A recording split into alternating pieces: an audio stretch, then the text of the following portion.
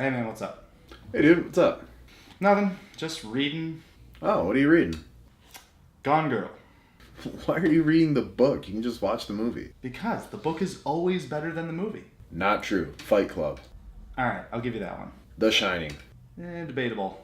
A Clockwork Orange. Perhaps. Jaws. Blade Runner. The Green Mile. Alright. I suppose you're right. I mean, look at the Cat in the Hat movie. That was way better than the book. Yeah, totally. Wait, what? Hey everyone, I'm Nate Fischer. And I'm Dennis Stack. And we are Cinema Boss, bringing you our review of The Girl on the Train. Why are you here?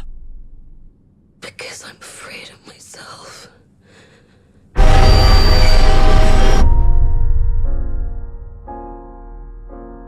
Now, before we get into the review, we want to remind you to go ahead and click that like button and share and subscribe to show your support for the show. We truly appreciate all of it. So, Nate, we have a new mystery thriller based on the best-selling novel, The Girl on the Train. Yeah.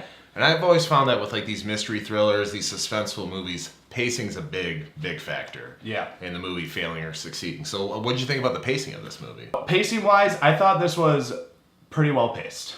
I think that they hit their marks when they needed to, and I never felt like it was moving too slowly or I was getting bored at all. And once again, a thing that I think is great about most movies is that it just wasn't too long. What did you think?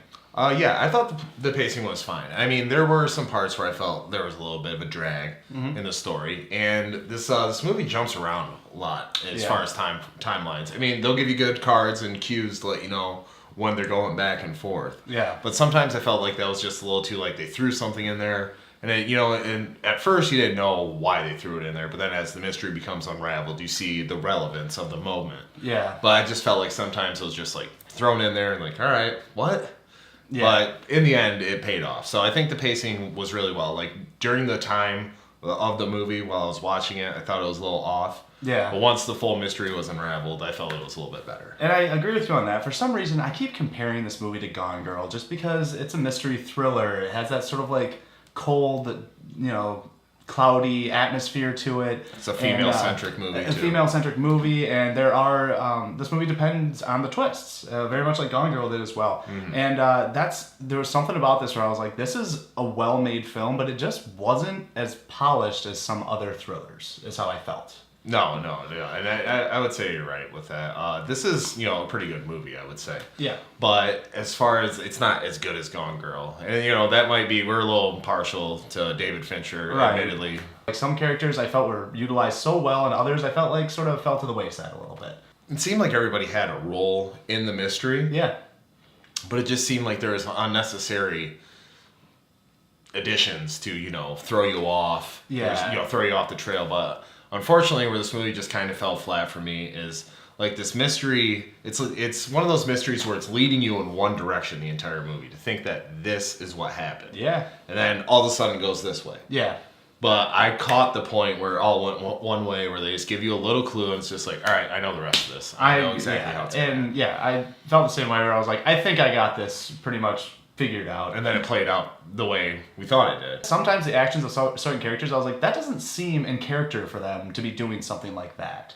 No. But just going into performances, what did you think of Emily Blunt? Let's start there. I thought Emily Blunt did a great job. Like, during the first few minutes of this movie, you don't get the sense, you don't have the knowledge that she's an alcoholic.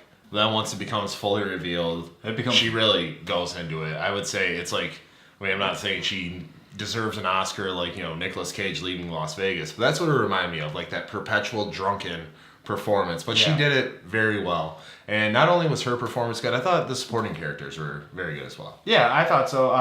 Emily Blunt, I think this is one of, like, not a career-defining role, but I think it was really, really well done. Mm-hmm. And I think she really put her heart and soul into it, and she came across as an alcoholic to me in this big time. Like, this girl has issues, problems, and that I liked how that played into the plot with her memory loss and her blackouts. Mm-hmm. And also just her, when it starts kicking in, her finally finding purpose in life in general. She's just like, I got something to do now. I have something to care about. Right. And it sort of gets her excited. It's almost all these horrible things are helping her stop drinking. I think the standout, though, was Haley Bennett, who plays the victim of, this heinous thing that happened. Mm-hmm. And you peel back a different layer of her every time they flash back or flash forward to something that happened with her. Yeah. And I felt that although Emily Blunt was great, she did carry the movie. Yeah. I think that Haley Bennett just gave the best performance because she had more to work with. She did. Her story was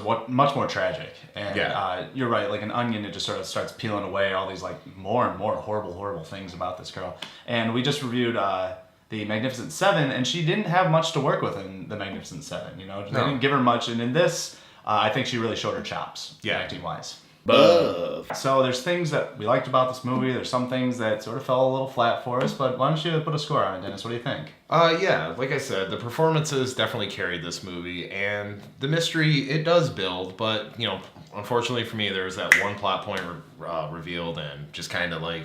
I was just waiting for the movie to end at that point. So I'm going to go ahead and give this a 6.5 out of 10. Oh, okay. Yeah, I agree with you in most aspects of this. I felt, like I said, this is a really, really good movie. I think this is one of the better ones I've seen in a while. And I feel like it was pretty well crafted, but just the polish wasn't quite there. I'm going 7.5 though. I'll recommend this one. I think it's pretty good, especially for mystery lovers. And I think, I've never read the book, but I think fans of the book probably be pretty pleased with the adaptation. Alright, so that's it for our review of Girl on the Train. What'd you guys think? Why don't you go ahead and leave some comments down below. And don't forget to like, share, and subscribe. We really appreciate all the support. Next week, we're going to be bringing you our review of The Accountant. But we're going to have some fun this October. Nate's going to be bringing you the horror movie reviews. And at the end of the month, we're going to have a horror movie trivia game as well. So don't you forget, there's no place like the theater.